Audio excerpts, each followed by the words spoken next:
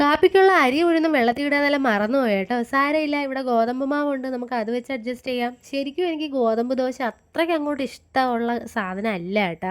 പിന്നെ കഴിച്ചേ പറ്റുള്ളൂ, വേറെ നിവർത്തിയൊന്നും ഇല്ല ഇന്ന്. അപ്പോൾ കറിയായിട്ട് മുട്ട തോരനാണ് കേട്ടോ വെക്കണത്. നമ്മൾ ഇഞ്ചി വെളുത്തുള്ളിയൊക്കെ കുനുകുന അരിഞ്ഞ് കുറച്ച് സവാള തക്കാളിയൊക്കെ ചേർത്തിട്ട്, അപ്പോഴാണ് അതിൻ്റെ ഇടയിൽ ഒരാൾ എന്തിനാ എന്തോ അവിടെ ചെയ്യണത്, അവൻ്റെ കളിപ്പാട്ട് എന്തിനാ അവിടെ ഇരിക്കുകയാണ്, അത് തപ്പിപ്പറക്കുകയാണെന്ന് തോന്നണേ കേട്ടോ. അപ്പോൾ കൈ കിട്ടിയ മസാലപ്പൊടിയും കാര്യങ്ങളൊക്കെ ചേർത്ത്, മല്ലിപ്പൊടി ഇല്ലായിരുന്നു അതൊഴിച്ച് ബാക്കി എല്ലാ പൊടികളും ഞാൻ ചേർത്തിട്ടുണ്ടായിരുന്നു. 2 കോഴിമുട്ടയും കൂടെയൊക്കെ ചിക്കിയിട്ട് അത് നമ്മൾ രാവിലത്തെ കാപ്പി കുടിച്ചു. പിന്നെ അത് കഴിഞ്ഞിട്ട് ഉച്ചക്കലത്തേക്ക് വേണ്ടിയിട്ട് അവിയൽ ഞാൻ വിറകടുപ്പിലാണ് കേട്ടോ വെച്ചത്. ഞാൻ മിക്കപ്പോഴും കുക്കറിലാണ് വെക്കണത്. 2 വിസിൽ കേട്ടാൽ പരിപാടി അവിടെ കഴിയുമല്ലോ. ഇന്നെനിക്ക് എന്തോ അങ്ങനെ തോന്നി, അങ്ങനെ വിറകടുപ്പിൽ സെറ്റ് ചെയ്തു. പിന്നെ വങ്കട മീൻ എൻ്റെ ഫേവററ്റ് മീനാണ്, അങ്ങനെ അതാണ് കറി വെച്ചത്. കുറച്ച് പൊരിക്കുകയും ചെയ്തിട്ടുണ്ടായിരുന്നു. അമ്മാമ്മയാണ് കേട്ടോ കറി വെച്ചത്. ആ പൊരിച്ചതും അമ്മാമ്മ തന്നെ.